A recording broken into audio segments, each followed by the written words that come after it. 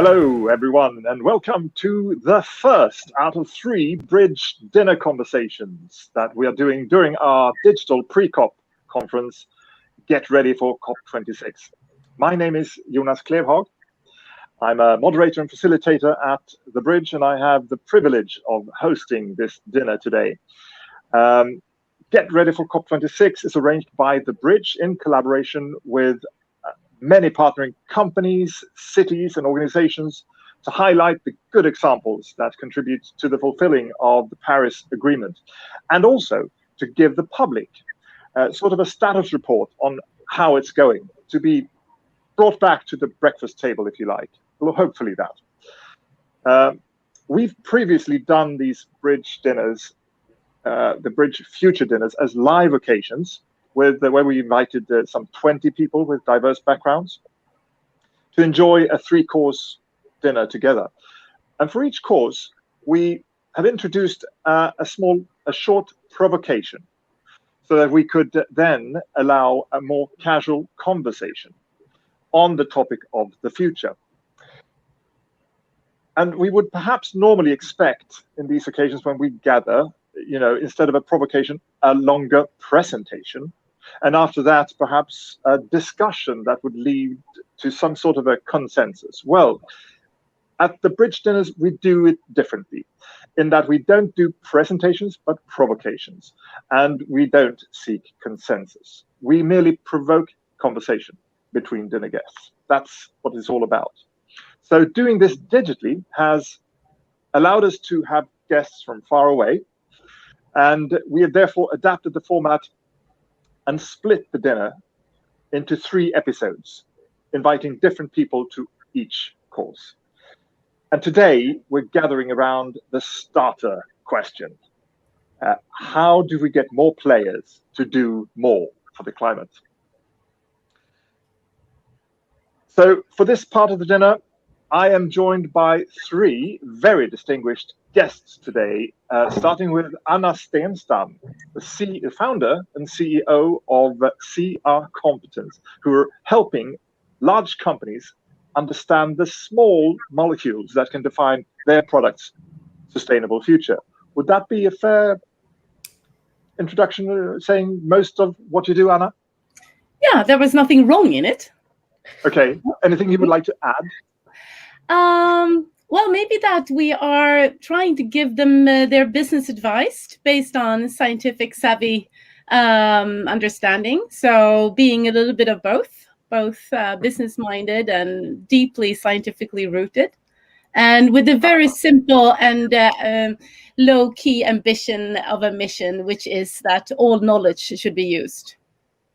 Fantastic. Yeah. I think that was a good thing to add, to give some more meat on the bones on who you are and why you're here.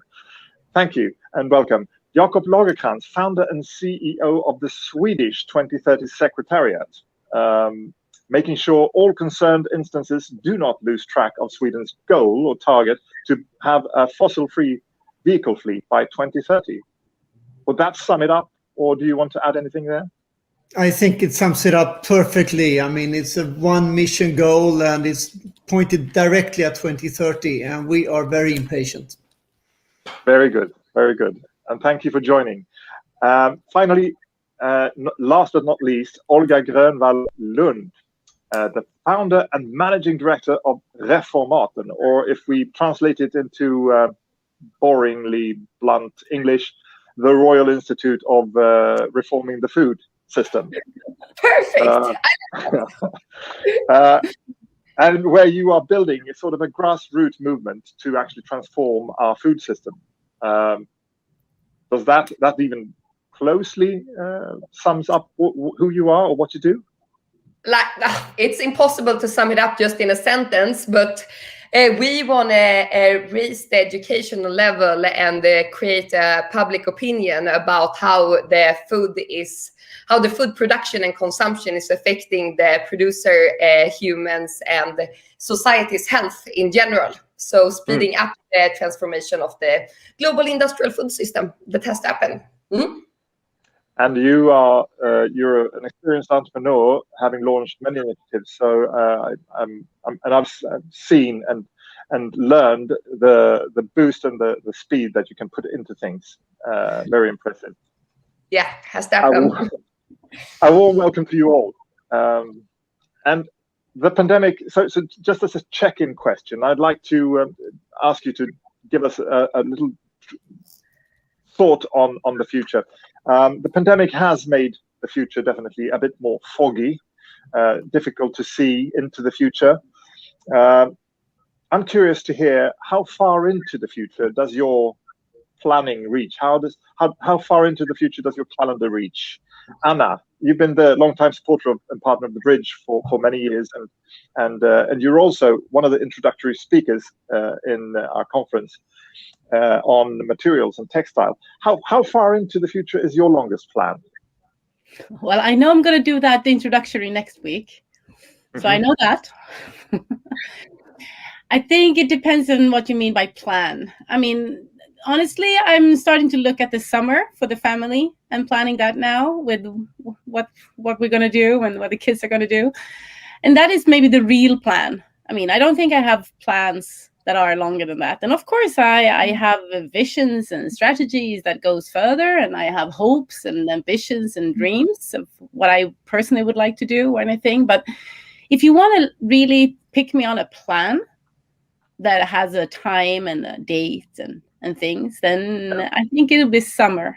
But for me, this is not the pandemic or anything like that. I think actually, if my life would have been just like I planned it, it would have been a very, very boring life. I have a tendency not to plan maybe so fun things. So all the fun things that have happened are happened because they have just happened. So I tend to not try to plan too much. Anyway. Good. So not also, much of a difference, really. No, and as a chemist, you know that if you go into the lab the first time, it will not work anyway. You always have to plan for going back a second time. So I don't know. Okay, very good. Flexibility is 2 or 3 months worth of calendar planning or future horizon. Is what we're talking about here. Okay, Jakob, you've recently done a bridge talk here on Sweden's future role as a pioneer for the global mobility, and you're also introductory speaker at the conference on the track of transport. What's your most futuristic plan? Well, 2 things. First, in my work, the 2030 Secretariat is all about 2030 and making sure that we reach our target by 2030, which means we need to do a lot every year. I'm not that much a fan of long-term plans. I mean, anything happening in 2040, well, that's too late to save the environment. I want it to happen this year or next week. So I think that is very important. The long-term goal is there, but we need to act now, not fancy plans for the future. But then on a more personal level, and I think the pandemic has given us some room for thought. In spite of all the tragic events in the pandemic, I mean, it's also slowed society down. And I'm 61 now. I'm planning to live until I'm 94. So I've got 33 years left, and I want to have fun. I really want to have fun and do fun things for about a third of a lifetime that I have ahead of me. So actually going for fun events is like the bridge talks and stuff, is things I want to do.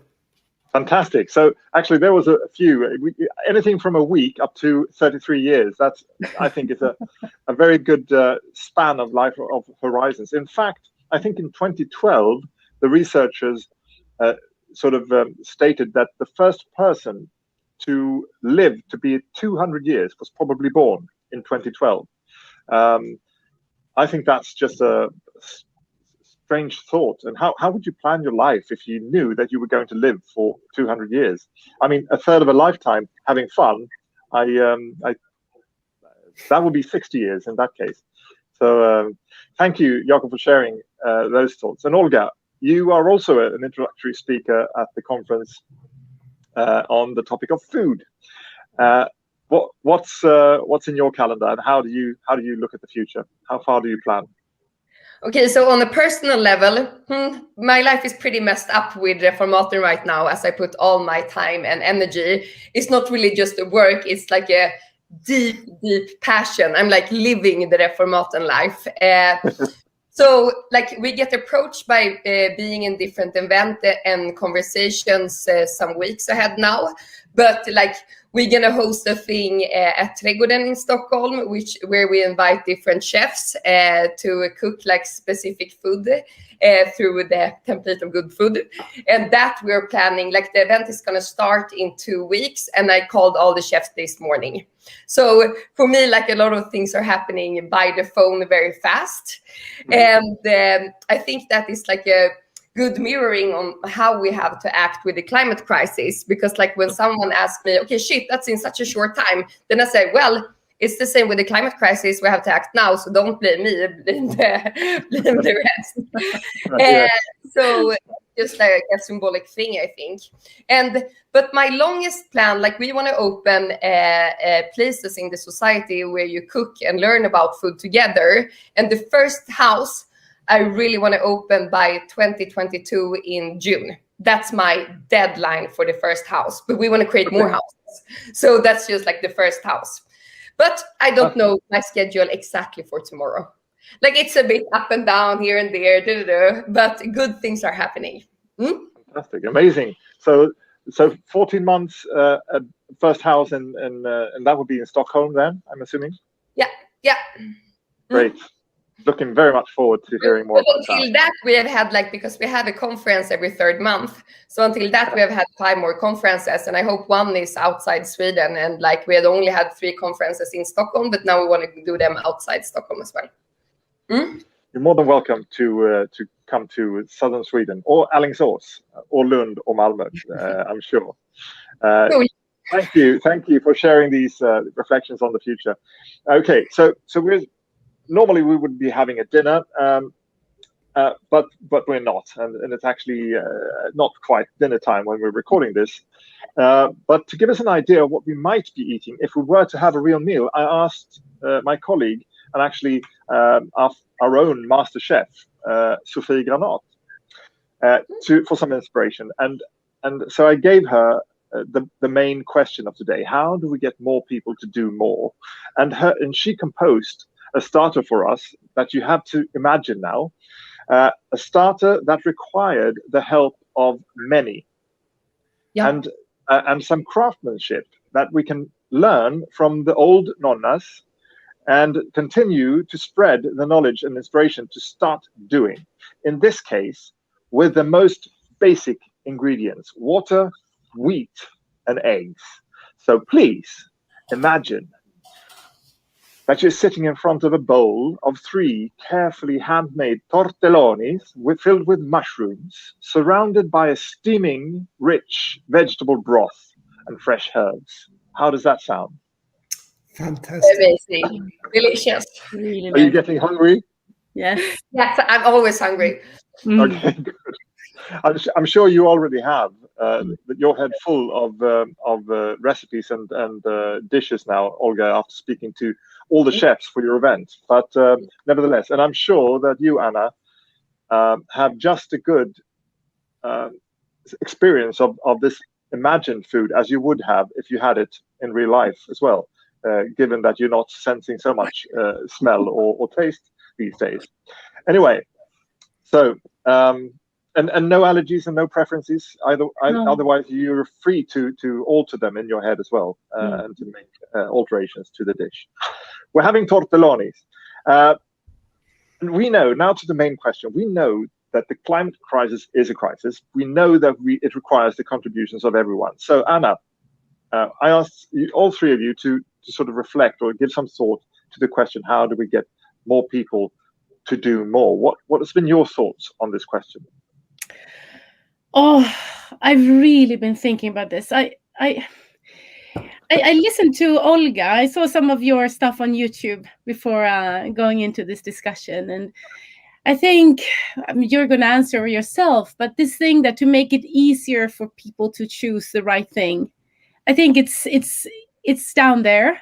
That's definitely just going to be one of the most important things to not make mistakes when you don't want to. I mean, to really, to have that easy selection and make it easy, take away all the stuff that we don't have to choose, that shouldn't be there in the first place. I totally resonate with that basic thought.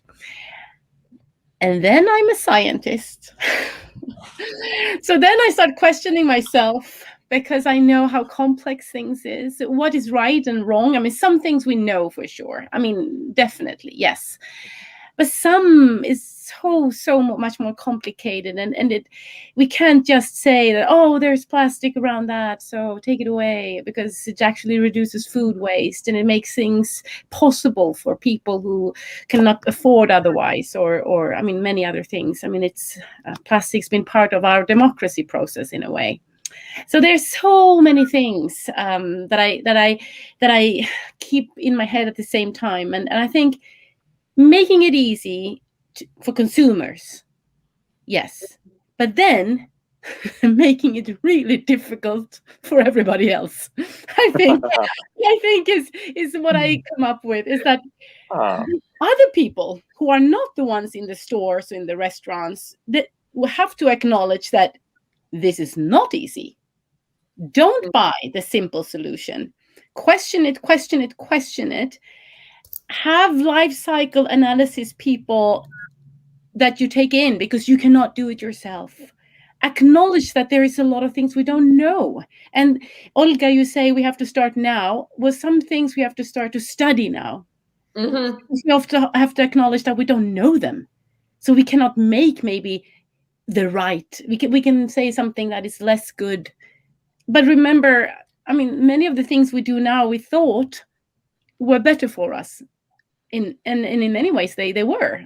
We just overconsumed, and just we are like this, going all the way pendles. We can never find this lagom, as humanity. So that's one thing, and make it easy for the consumers and difficult for everybody else is maybe one of my new slogans. And then I also think that, can I say one more thing? Please. Or no? Yeah. Okay, I thought you were interrupting. Okay, so then I thought about the other bridge meetings that we've had. And very often you have at altitude meetings, you have started with these movies that I don't remember the name of, but where Mother Earth is talking. Mm-hmm. And I think that storyline, that Mother Earth will survive. We need to have that in our heads. We're not saving climate, we're saving humanity. Mm. And I think it's so easy to think of the climate as something else, different, abstract, not me, not here. But humanity is, I mean, it must go deep in more people, I think. So that's also a part of it. And I am not a storyteller or communicator, but I think the reason those movies resonate so well when you show them is because of that message, and not just because Julia Roberts is doing the voiceover. I think it is the way that it is turned, that the planet will continue to exist. So the first thought there, to make it easier to lower the threshold for being for contributing, basically, that will probably in your mind attract more people to do more, or at least more people. And then the other one is more a sort of a enhanced story on the sense of urgency, or the seriosity of the question or the issue, or sort of or perhaps even more compelling stories that. Yeah, I think it brings the ego in. I think we need to acknowledge that people are taking decisions based on their wallet or their own lives. And I mean, it's very small when we take these decisions. And we cannot just, I mean, not everybody has that youthful, perspective, especially when you're a bit older. And you get comfy or whatever. And I don't know. I just think that You want to have fun. we should bring in more of the people who knows who people work into this. Yeah, and then also I think it's about making it complicated for other people. Also, I think that's an interesting part, that you're actually making it complicated for everyone else. That gives you work, doesn't it? I mean, yes. That will give you and your chemist friends and colleagues a lot of work to figure out what is actually the best way of swinging the pendulum back and forth, or in the middle, or balancing it at some equilibrium. I don't know. But it's not just the molecules that makes it difficult. I think it's our logistics, and that it's so much to take into account. But the complexity, it needs to be acknowledged, and I'm super scared in all situations for these simple solutions to complex problems. It will never work. Then we will be there in 5 or 10 years or 2030, Jakob, and we have run in the wrong direction. So you're actually talking about engaging more people to do more, but to stay in the game and to be engaged for real, not just for the Facebook thumbs up fast kick, but really stay in the race. Yeah, and as Olga says, if we're going to do a lot now, then what we're going to experience is that we're going to learn a lot, and we're going to be counter proven, or what do you say? I mean, it's going to be very, very difficult, because you have to sort of realize that what you thought was right is wrong, and move on and be flexible and have solutions for that flexibility in place when whatever decisions you make. And I think it is that acknowledgement that I want to see, that it's going to a lot of things are going to happen because it has to happen, but that will also then mean that we're going to learn a lot, and we have to relearn. And we should not shame people because they are working on something that is not your solution. Good. Thank you, Anna, for sharing those thoughts. You touched a bit on logistics, which I'm assuming hands over nicely to Jakob, and the mobility, the topic of mobility, perhaps. But what has been your thoughts? What have been your thoughts on getting more people to do more for the climate target? I think Anna already touched upon it. Things are complex, but we have to make it easy so people understand. It doesn't take away the complexity in any way at all, but we have to present it in a simpler way. I mean, keep it simple is, I think, very important. There is nothing simple about the greenhouse effect or our survival or whatever, but we can present it in a way so people understand and come aboard. And I think that is really important. What all three of us are doing, I mean, Anna's scientific rescue team, what Olga is doing with food is basically common sense. Of course, we shouldn't throw away things. Of course, we should be energy efficient. That's what our grandfathers and grandmothers did. So that's common sense. That's simple, in quotation marks. But of course, it is very complex when you look into all the details. But we have to make it simple and de-dramatize what we are talking about. I mean, in the 2030 sector, we have more than 70 partners, competing industries, sitting together in a room, and we have a great, happy, the high ceiling, good discussions, conflicts are welcome, but I make sure that we focus on the one direction, and that's the 2030 target. So I always try to take all the complexities, make sure I bring with me lots of different possible solutions. One solution is never the silver bullet. You need a couple of them. And then try to make it simple. I want to end by quoting David McTaggart. He founded Greenpeace in the 70s, where he came in early on and made Greenpeace great.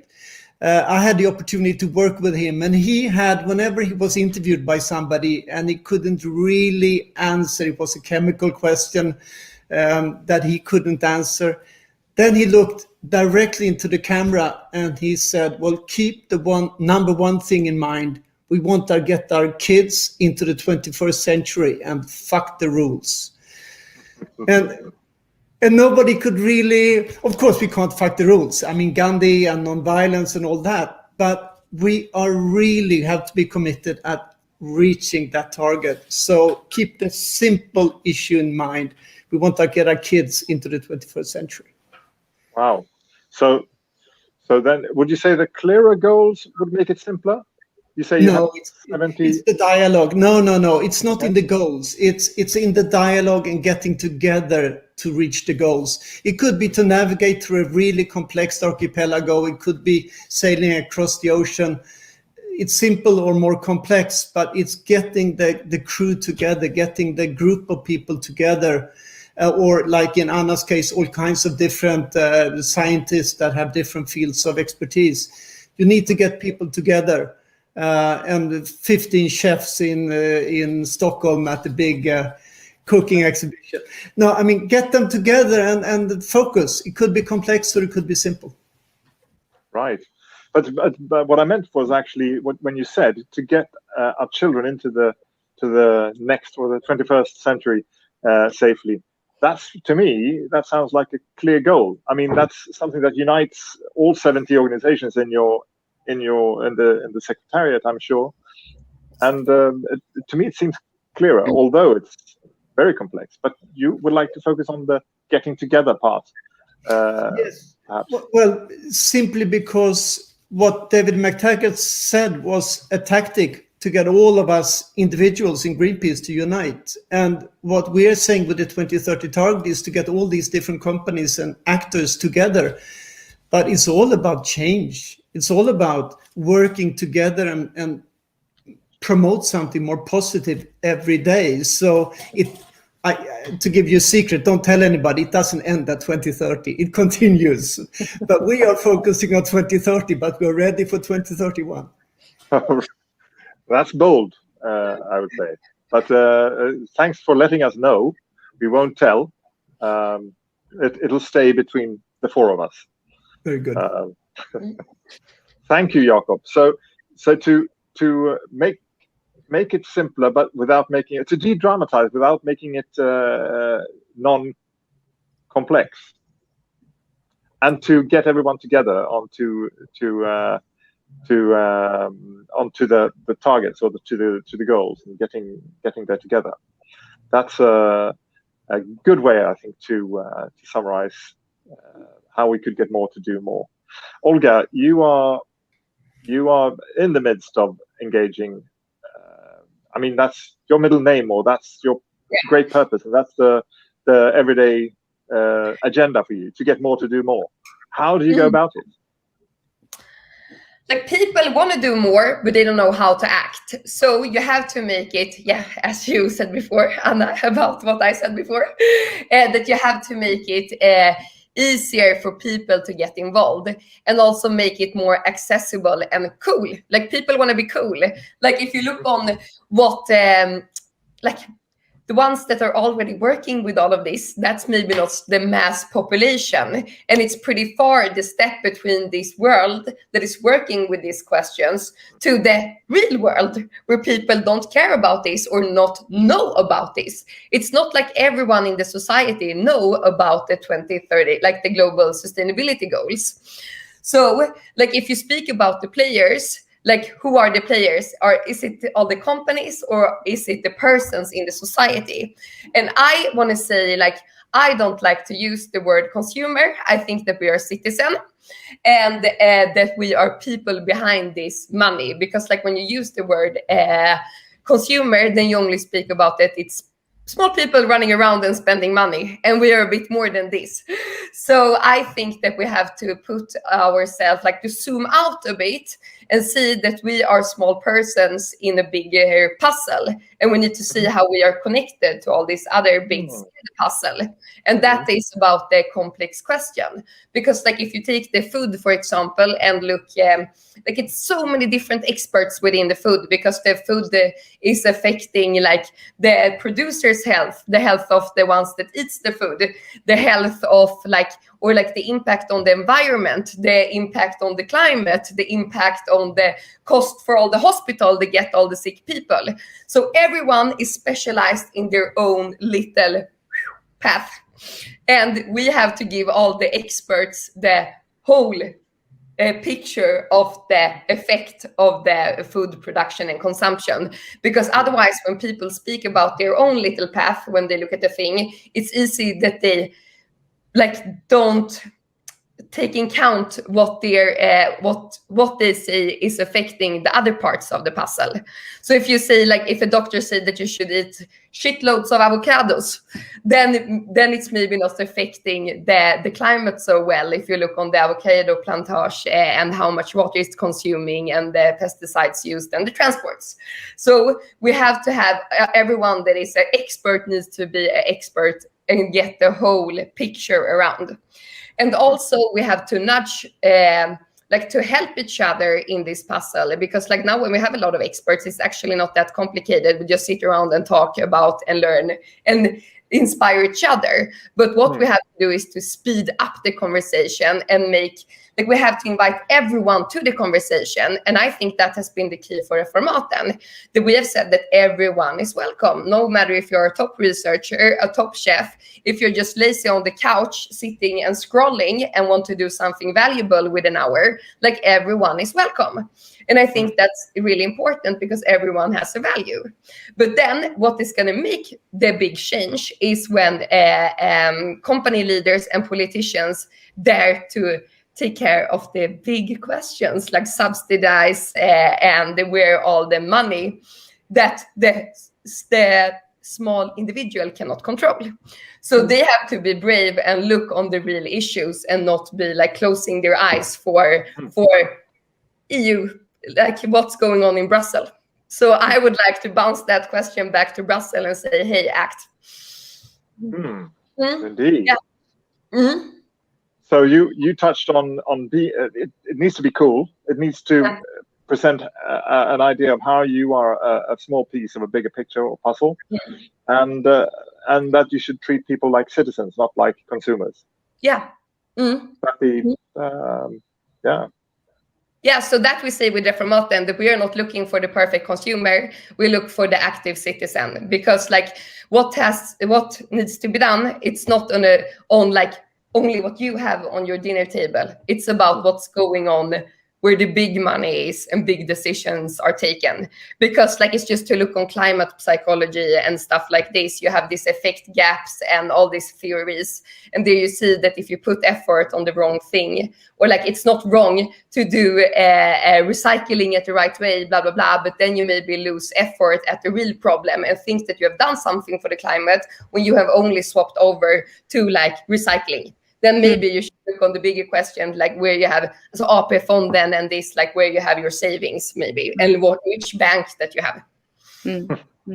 There's something about that story again, and the complexity, because if we're talking about climate, and we should, because this is the pre-course to the COP26.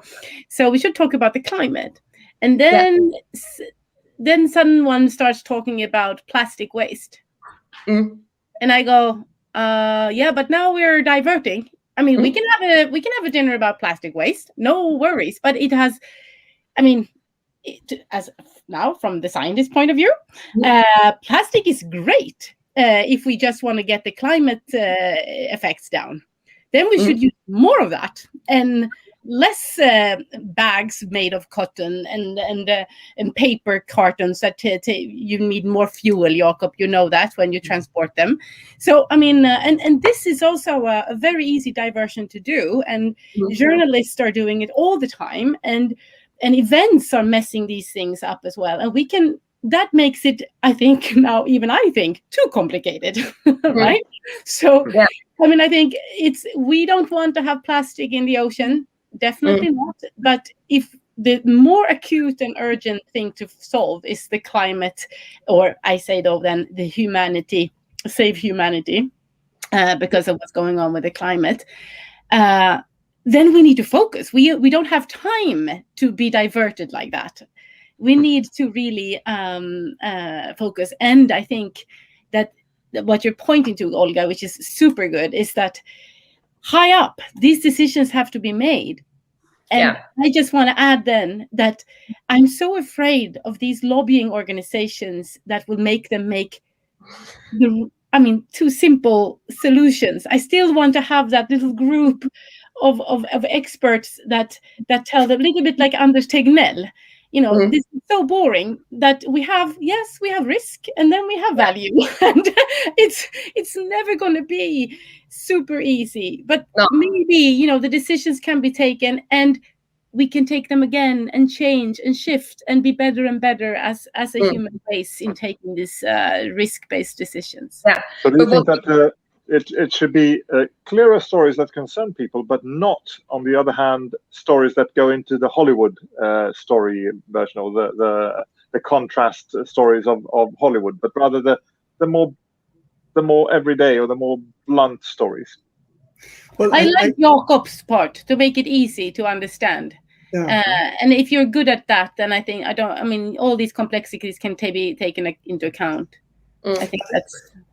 And that is the problem in a way, because we have in my field, biofuels, for instance. Can we drive on residues from the forest? Of course we can, but we cannot do it if the forest is badly managed. We cannot do it if we cut down whole trees and make fuel out of it. But we can do it if we make planks, and then from the residues we make maybe energy or biofuels. Then it's okay. But that is in the gray area in the middle. It's not black or white. It's in the middle. And you can have one professor. We had 350 professors saying one thing a couple of weeks ago, and then we had 150 saying the other things, the other opposite side a couple of weeks ago. And who are we to trust? So we who work in the real world and actually talk to people, we have to bring out this gray middle area and make it sexy and funny and interesting and accessible to people. Because sometimes I'm so tired of academia. I have full respect of good research, but I'm so tired when it becomes politicized. So to depoliticize, de-dramatize, and bring it out. Yeah, and I think that's why I want, and yes, I am also very fed up with this when there is like no clear, it's just, well, it could be and it could be and blah, blah, blah. And as you said, Olga, so super narrow areas of where people feel comfortable and to say what they really think. But I do believe that there are people who can condense this and take decisions or give really valid advice to Brussels or others. The only thing that I want is the acknowledgement that maybe we have to make a new decision. Yeah. That's the complexity. Like we have to accept that we don't have the perfect path. We don't know exactly the way to go. But what we know is that we cannot sit and just wait, because this is way to wait. So like, I'm really angry about the previous generations that have not acted before. I'm just like, seriously, what have you been doing? So like now we just have to act together. And no matter if we have, like, I don't know the path for Reformaten. I just know that we have to change something big and fast. And I cannot wait for a perfect plan of how to do it. So we are just acting, and then we're going to see how fast it goes. Exactly. And that's what I meant. So everybody, if you're in the business board or wherever, you have to acknowledge that that's the way of life now. Yeah. You take a step, and then you take another step, and you reevaluate, and you have this target 2030 or whatever targets you have. But I think that everybody have to have that. We cannot ask for the straight line, and journalists have to also accept this and not ask these stupid questions. Why are you saying things differently today than yesterday? Yes, because I know more now. Yeah, it's something good. So that way, there's a lot to be said here, obviously, and I really enjoy listening to the conversation here. What I'm trying to pick out here before we hand the audience over to the rest of the conference on April 28th and 29th is that to get people, more players to do more, we need stories that concerns people, or rather that brings people together and gets going, rather than dwelling on what's the right pathway and so forth. But respecting that it's complex, but still doing stuff with a simple or low threshold entry point. Anyway, so that's the sort of takeaways that I get from today. Well, I'm going to sum it up here, and I hope you enjoyed the starter. By the way, the tortelloni filled with mushrooms and the hot, rich, steamy broth to go with it. Excellent. And I also hope that we whet your appetite for the next course, the main course, which we will have tomorrow, and where we have invited a new set of guests for the question: how do we keep up the spirit? That's another question to dwell on. And tomorrow we're meeting with Zituni Uldada, he's Deputy Director of the FAO, with Annika Rembe, Consul General of Sweden in New York, Matthias Frimery, Head of the Swedish delegation to the UNFCCC, which is the COP, and Emma Modea Viking, Head of International Sustainable Business at Business Sweden. Those are our guests for tomorrow, but today I would really like to thank Anna Stenstam, Olga Grönvall Lund, and Jakob Lagerkrantz for joining us for this brief, intense, but very tasty dinner conversation starter edition. Thank you for joining. Thank everyone for listening in. See you tomorrow.